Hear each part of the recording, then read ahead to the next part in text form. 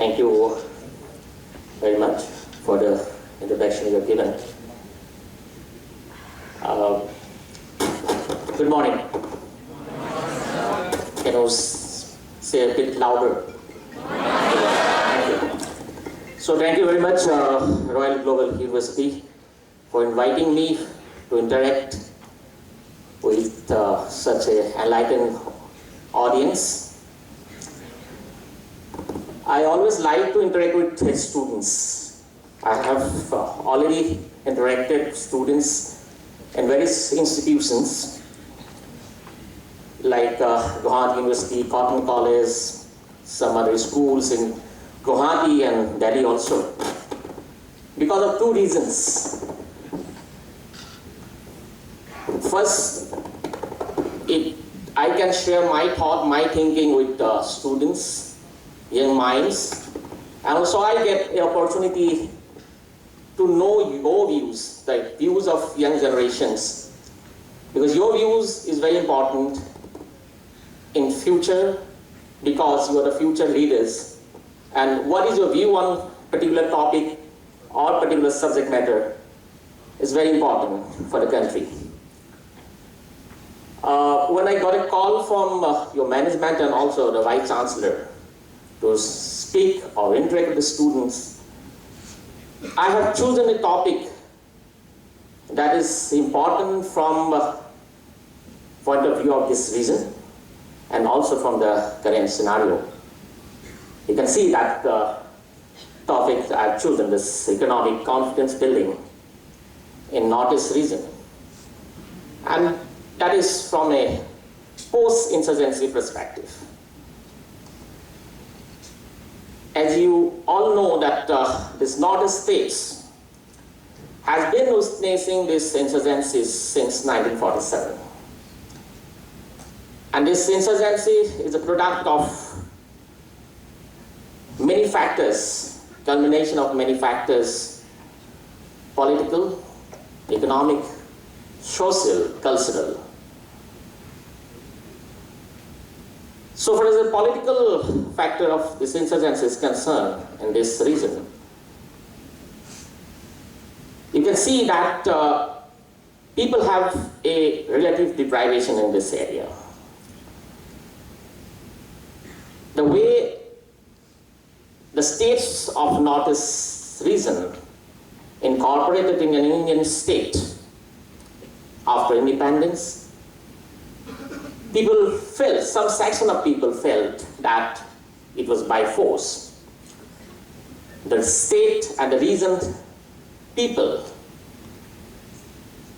they're feeling that the societies in Northeast had different history.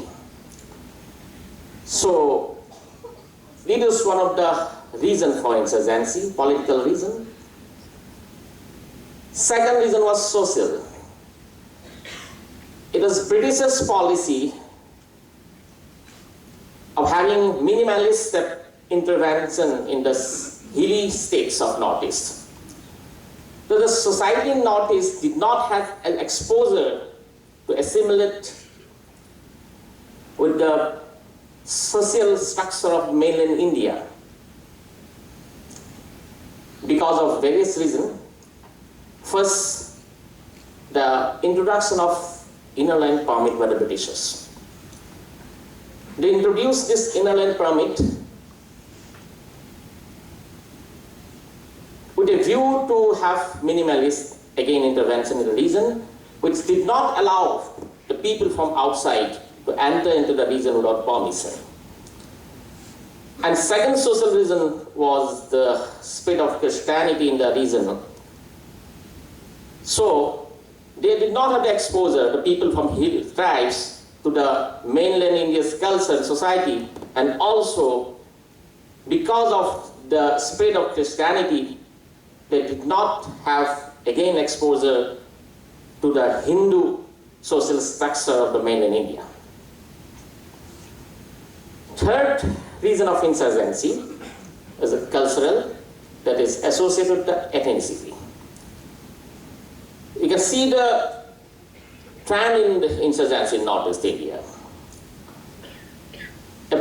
from political and social factor of separatist insurgencies, some ethnic tribes felt that they have a different cultural values and wanted a freedom from domination from other ethnic groups, which resulted in armed rebellion, formation of different militant groups in the region.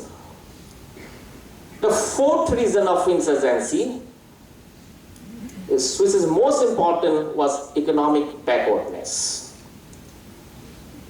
And that the reason which resulted in and various insurgent movements and also contributed as an immediate cause of insurgency in the region, and that's what we are going to discuss today, that economic development, how we can bring about in this region to do away the political conflicts. So when we discuss about economic backwardness in the region, we have to see the history. This economic backwardness in the region dates back to the British period. When Britishers entered into this region through this Treaty of Yandawo in 1826, they did not have the commercial interest. They defeated Burmese and annexed this region into the rule of British East India Company. But slowly they discovered that this region has enormous potential for economic activities.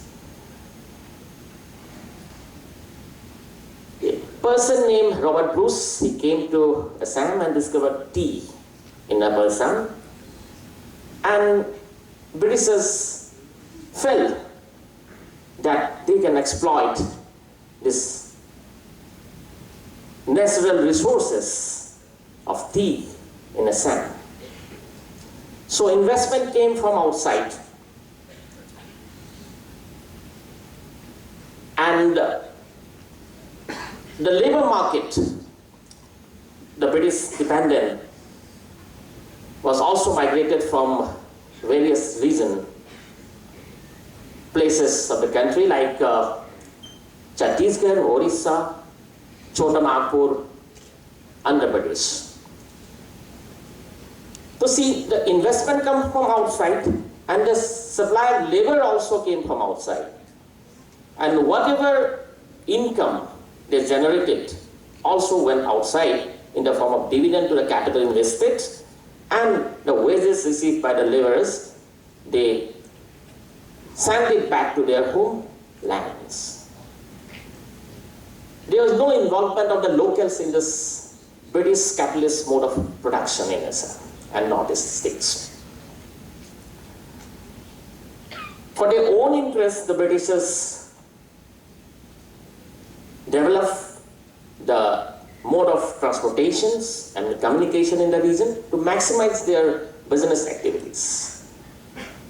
Slowly they also discovered oil and coal in this region, and also contributed in migration of middle class, that is Bengali middle class from East Bengal, to work as a intermediate class in these industries. So many people say that in the pre-independent era, Northeast had quite a high rate of growth. You can also see this economic growth took place in Northeast. Because what is growth? Before discussing to that point, I just wanted to know from you, anybody has an idea about growth? Do you know what is growth? Anybody?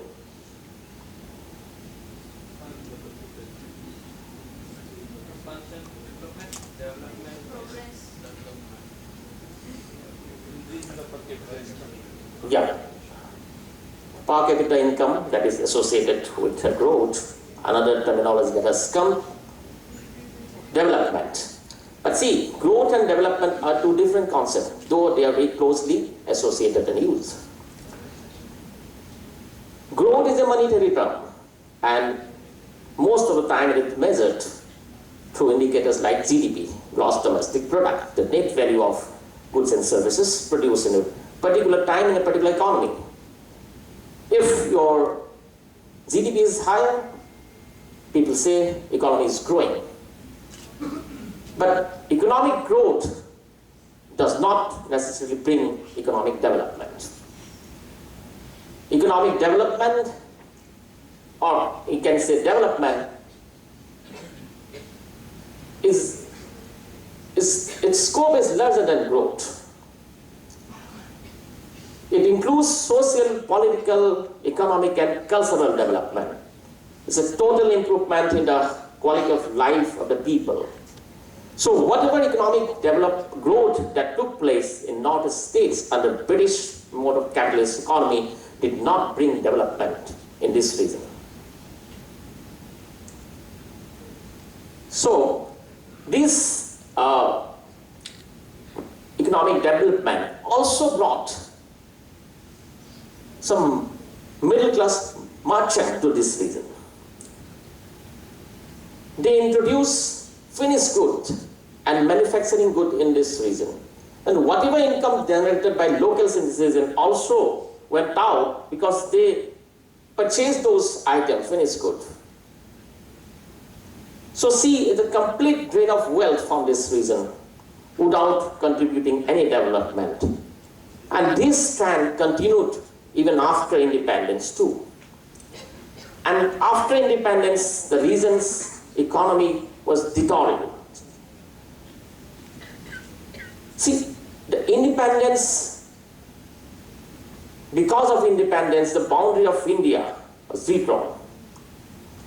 And this region became landlocked and connected to mainland India through only 22 kilometers Siliguri route, that is known as Chicken Neck. It lost its roadways, railways, and waterways connectivity with the mainland India through East Bengal.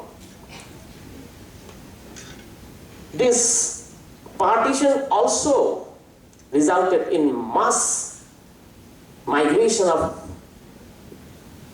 population from East Bengal to this region too, which adversely affected the demography of the region, its economy and society. What was the different after post-independent Northeast region witnessed? With a change in the exploiters. Instead of British, a particular class, business class, intermediate class, became the exploiter of the natural resources in this region. And Northeast became only a periphery, internal periphery in these economic activities. Whatever income again generated went out of this region, and Northeast served as a place to supplement the economic activities of core. This situation in Northeast region after independence can be compared with the British national development. You know, the Scotland, Wales and Ireland integrated to the Great Britain through the one parliament, but their economic activities were dependent on the core Great Britain. The economy is designed in such a way to supplement the economy of core only, and that the situation was in Northeast also. So after independence, along with drain of wealth, because of absence of opportunities, another trend started, that is drain of brains from the region. And because of this economic underdevelopment in the region, eventually resulted in the demand raised for separate statehoods and self-determination in this region. This is the historical background of insurgencies in Northeast. Many scholars they feel that if this economic underdevelopment in the region addressed properly, political turmoil in the region will go away. So this insurgency that started because of the frustration among the localites in the region acted as a stumbling block in the economic activities in the region, and that's why the region could not take benefit out of the liberalization process. There's a paradigm shift in an economy in 1991 which compelled the government to make structural adjustment in its economy. And because of that environment, economic environment, infrastructure and labor market, many parts of the country attracted private capital from inside and foreign also. But Northeast could not attract those capital after liberalization because of lack of infrastructure and insurgencies.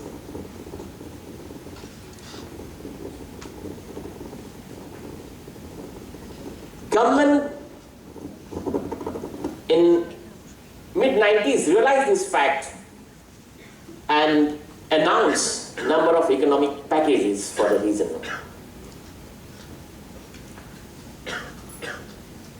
A separate ministry, development of the northeastern regions, was also formed in 2001 to bring about development in the region.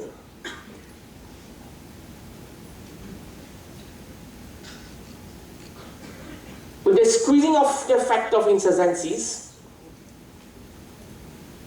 from various reasons in the last 1 decade, economic growth with inclusive development in the region is very much important. As government initiated various policies to take advantage of the present scenario, as insurgencies are in a degrading phase, number of efforts from the local people also required.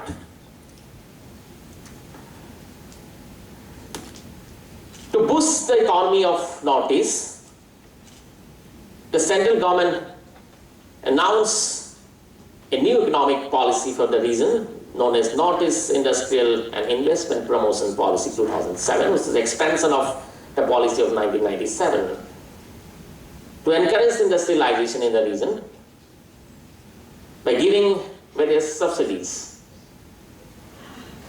in the form of capital, interest and transport, and also 10 years of tax holidays. But irony is that the middle class migrated from outside again tried to take advantage of these policies with their vested interest.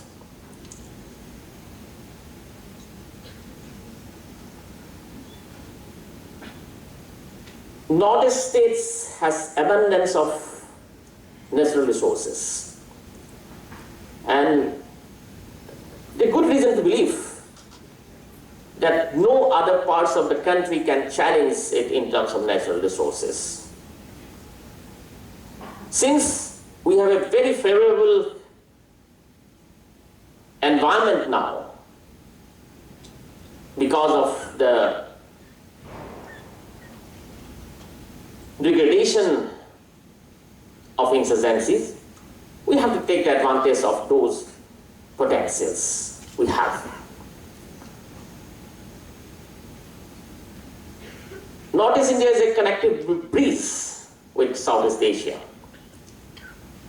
and opening opening up of its economy towards Southeast Asia would definitely going to benefit this region. Government active policy also focusing on making Northeast India as a connecting bridge with ASEAN countries and breaking the isolation of the region by opening up of its economy. We have potentials in the area of tourism, retail sector, services, health, education.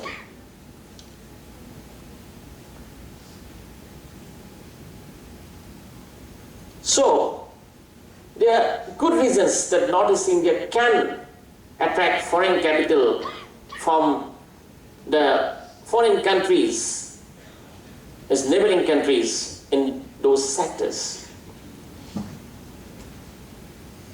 But to have inclusive development, we need a better infrastructure in the region. With these various policy initiatives of the government of India, various industries have already started their operation in the region in the recent past, like ITC, Britannia, Hindustan Unilever, Patanjali, premier hospital chains like Apollo, Narayana, hotel chains like Taj, Novotel, Radisson. And investments are also coming in the education sectors. So we have to spread these investments across the region to have a more inclusive development. As I already said, that we need a better infrastructure. Huge investments are required in physical infrastructure like transport, communications, banking.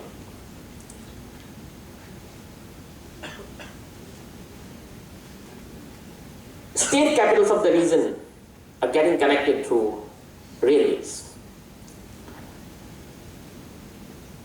The newly started Agartala, New Delhi, Rajdhani Express is a milestone, and most of the parts of the Northeast region are going to be connected through railways in near future across the international border.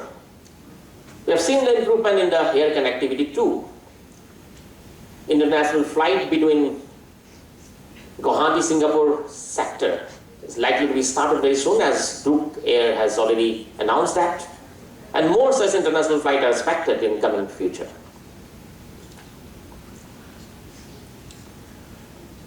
A lot of scopes are there for air connectivity under the initiative run too. So, as a youth, you need to take advantage of this current situation in Northeast. You have to take the benefit of the economic activities, and you have to be a part of these economic activities. Unemployment and lack of opportunities were one of the core reasons of insurgencies in Northeast. Because there was a growth in the economy in the pre-independent era, but there are no participants from the local people there. Now we have a favorable situation. So what we need, along with these economic activities, an ambitious plan for skill development, so that you can take the benefit of various activities in the region. With such a systematic plan for skill development, capacity building, and entrepreneurship in the region, along with opening up of its economy towards Southeast Asia, would certainly bring growth along with inclusive development. Government has also announced a new industrial policy in this year, focusing on MSME sector, with not that much huge investment, so that youth from this region can get benefits. Such economic activities would certainly help to address the trust deficit in the region, which is the age-old problem, and also would help in conflict transformation in the region in near future. So you have seen that the vicious cycle that was existent in Northeast India, this underdevelopment, insurgency, and underdevelopment during 90s, still 90s. But now somehow the confidence has come among the investors and also among the localites of the region. So we have to encourage them, and we have to replace that vicious cycle of insurgency, underdevelopment with a new phrase, economic confidence building, development and confidence building. With such confidence building, this is not far away, that this university will be filled up with the students from Bangladesh, Thailand, Laos, and it will really become global in actual sense. So it is up to you people how to use these opportunities and build your future. So with this word, I'd like to conclude. And thank you very much for a patient hearing.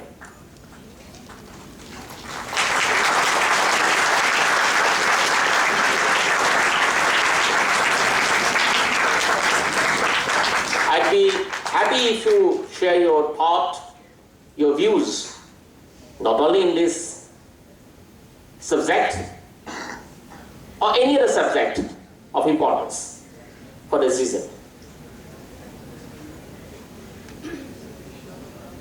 Students or faculty members can kindly raise their hand if they want to ask a question or if they would like to put forward any point.